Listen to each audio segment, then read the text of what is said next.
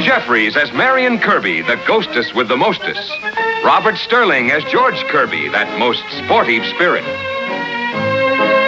And Leo G. Carroll, host to said ghosts, as Topper.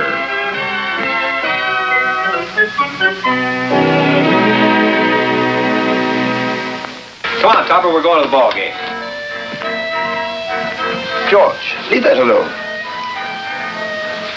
Well, what do you think all this is?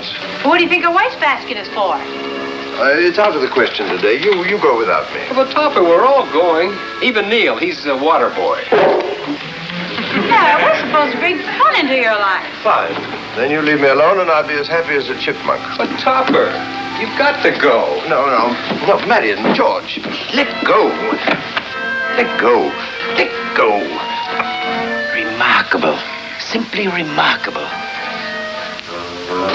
Oh, no, you don't. Oh, let him have it, George. I've never seen anything like it. Just batting out some work. Topper, this is Mr. Hopak. He might become a very important depositor. How do you do? May we talk? Why, of course. Topper, would you mind? Not at all. And don't go to the ball game. You have work to do. Certainly.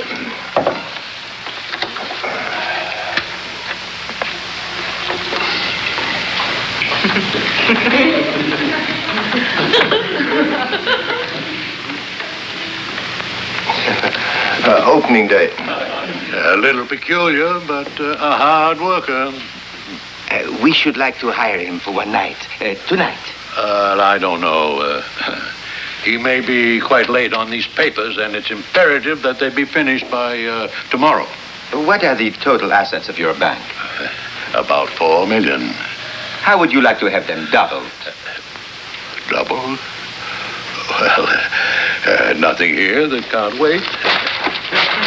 Good. I will bring in my principal. We shall make the proper arrangements. Thank you. Your Majesty, our search is over. We have found him.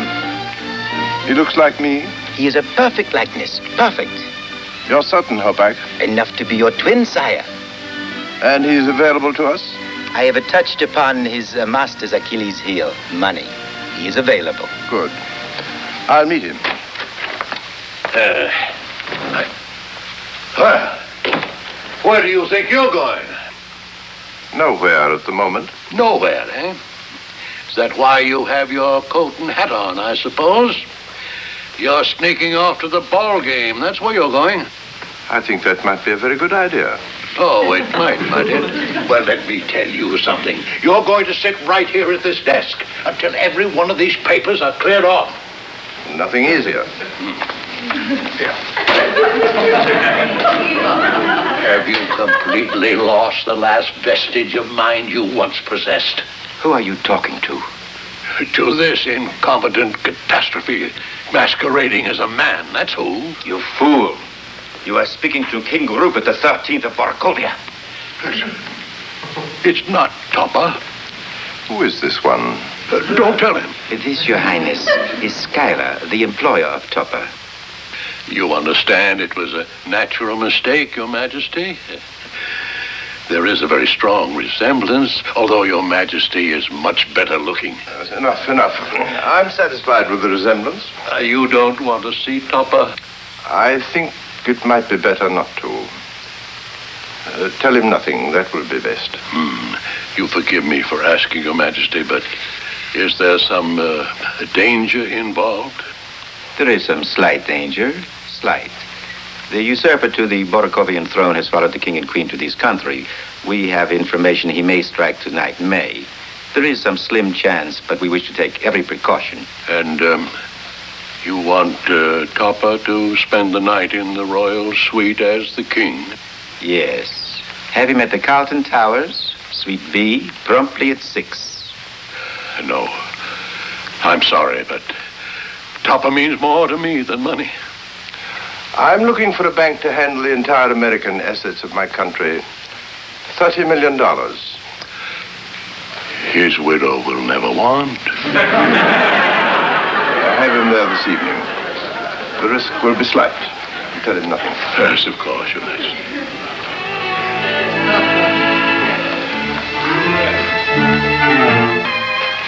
Oh, Your Highness forget something? Oh, no. I'll pick those things up. No, not at all. Allow me. It's a privilege. Now, how can I be of service? By handing me those papers, Mr. Schuyler, so that I can get on with my work. Oh, you're Topper? Why, of course. Who did you think I was? Were you planning on working on these things at home tonight? I was, yes. Well, aren't there quite a few distractions around your house? Unfortunately, yes. That's why I've arranged for an hotel suite where you can work.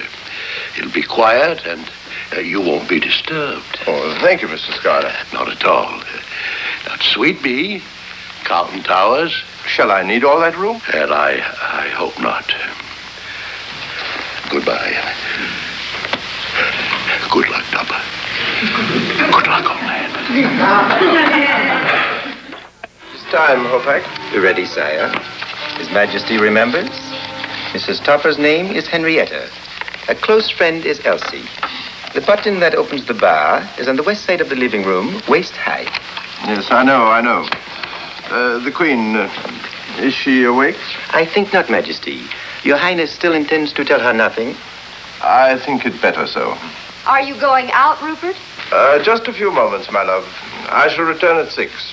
You have your long underwear, Cosmo? Henrietta, dear, I'm only staying the night to work. Of course, dear. You couldn't work here. Well, it'll be quieter at the hotel. I see. Those little friends of yours, the ghosts. Yes. Well, won't they just go with you? Well, they won't know where I am. You see, they've gone for a ball game. Really, Cosmo? Why would ghosts go to a ball game? Well, they get in for nothing. Goodbye, dear.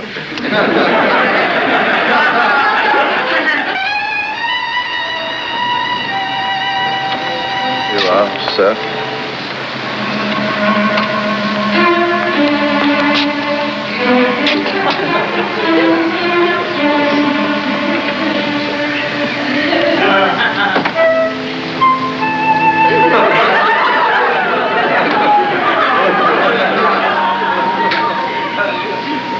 Carlton Towers, please. Get something, dear? I changed my mind, Henrietta. I'm glad, Cosmo.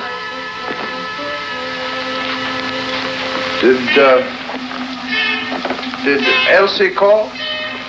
She called yesterday, dear. Oh, good.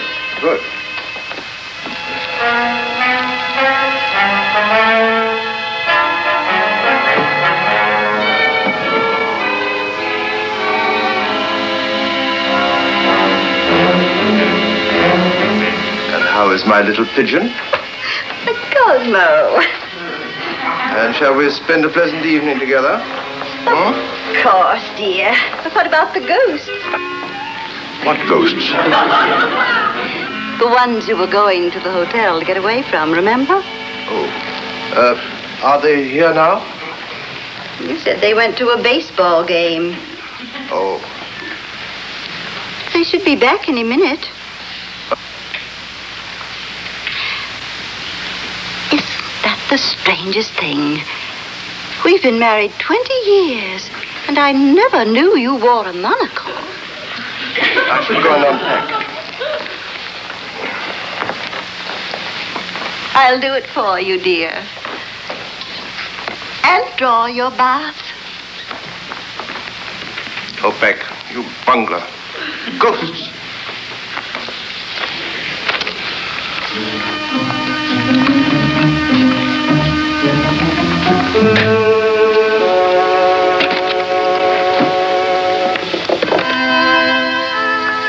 This is Cosmo Topper, Suite B. I should like to have a public stenographer sent up. Suite B, Cosmo Topper. I say I should like to have the services of a public stenographer for several hours. Ah, Topper, you should have been with us. What a game. Neil put whiskey in the water cooler, and George threw dust in the umpire's eyes. It was a tight game till the fifth inning, then the fans burned down the ballpark. I haven't had so much fun in years. What's the matter, Topper? No sense of humor? Oh, he's ignoring us, George. Well, not for long. Go sit in his lap, Neil. Go on.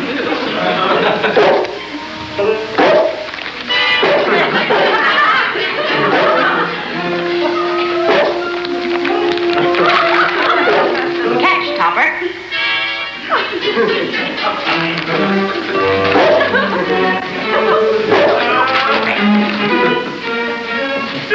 Don't you want to play, Topper? What's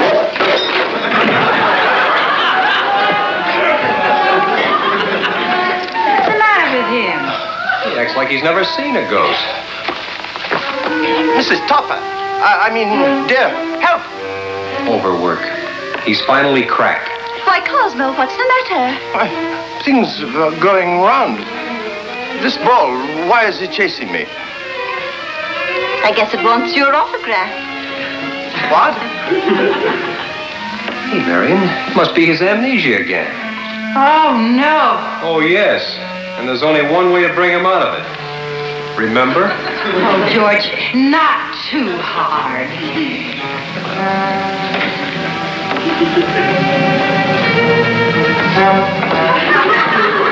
Topper, stop. It's for your own good.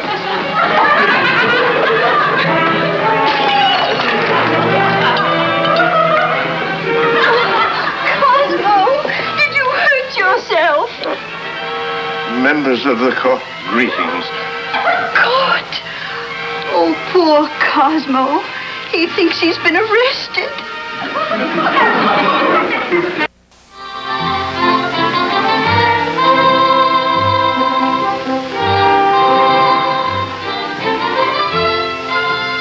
This is Cosmo Topper, Suite B.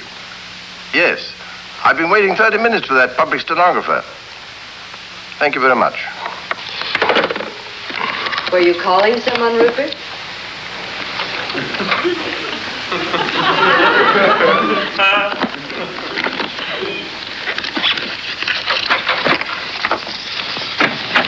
Oh, come in, come in. Glad they found you. Just sit down there and take out your pad. With regard to the proposed merger between Atlas Steel and Armstrong Pipe, having examined the financial position of both companies, it is my finding that further stock in the merged companies can only be issued on the following basis. Have you got that? Got what, darling? With regard to the proposed merger between Atlas Steel and Armstrong Pipe. Yes, darling? Oh, you're not taking anything down. Is it necessary? Yes, you have an exceptional memory. Lucky for you, I don't. Naughty boy. Well, shall we get down to business? Of course.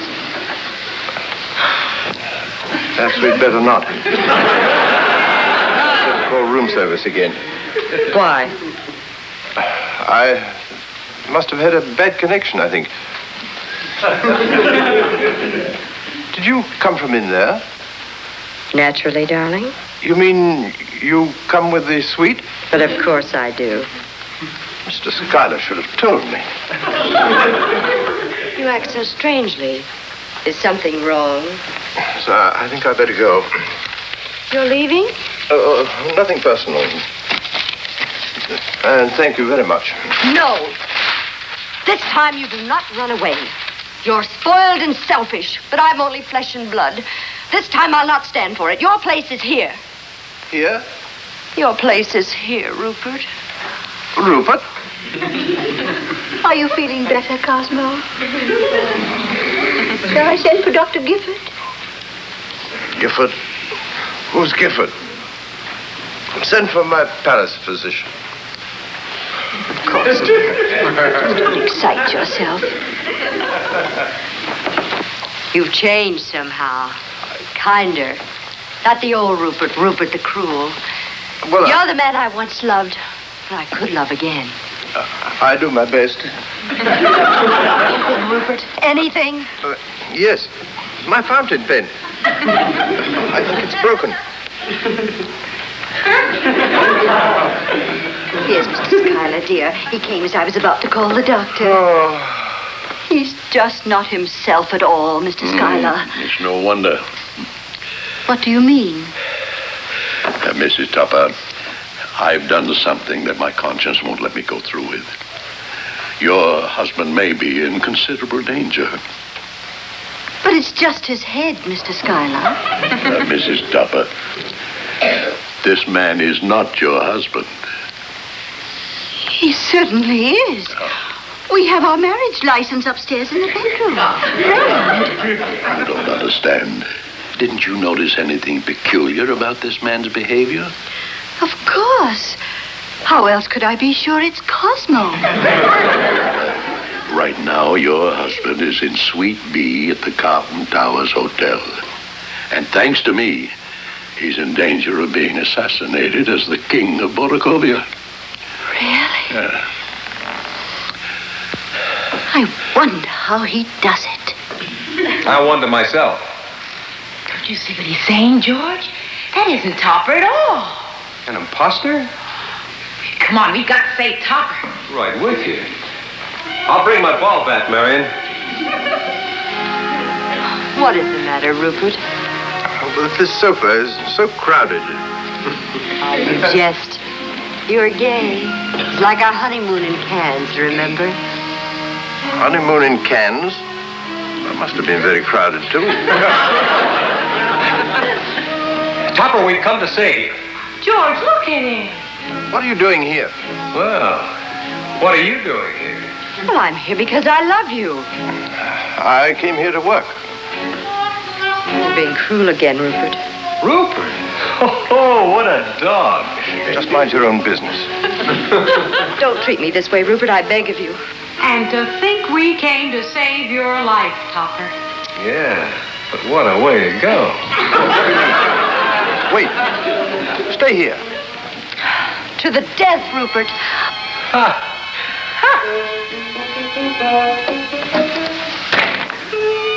What was that? House detective. I think I'd better go. Ah, you jest again. That is the old Rupert. Rupert. An interesting place you have here. Oh, it's a pigsty. Don't be cold, Rupert. Oh, very nice chest. It's very dull, really. It's filled with nothing but money. You know that, Rupert. Oh, really?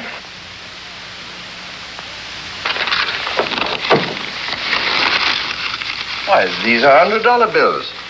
Who cares? Why, there must be thousands of them. Well, this chest must hold $1 million. 30 million, Mr. Topper.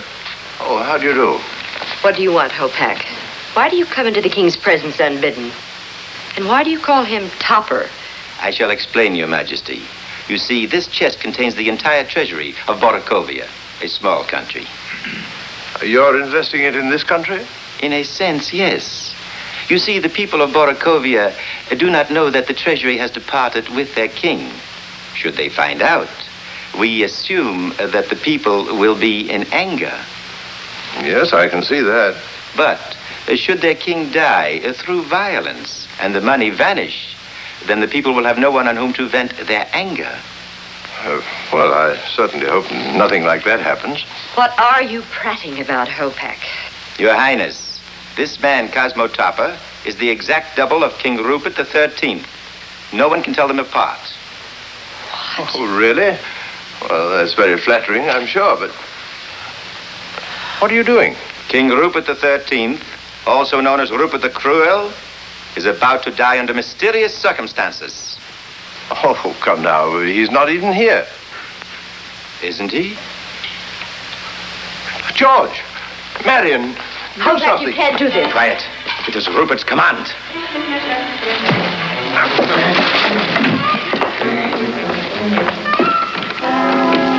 I have the key. The door is locked, Topper.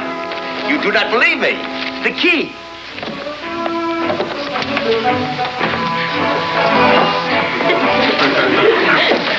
You're lucky we can come through keyholes. George, Marion, do something. Keep running, Toppy.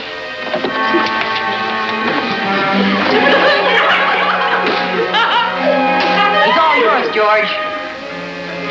Here goes a home run. This way, boy. The key. Papa, let us in. Are you all right, Cosmo, dear? Perfectly, Henrietta. But who's this? He's your double, Topper. King Rupert of Boracavia. He doesn't resemble me in the slightest.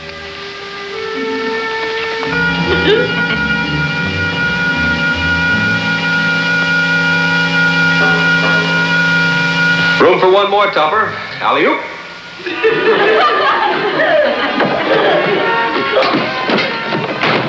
Why did he do that, Cosmo? He's flying home, dear. Here, Neil.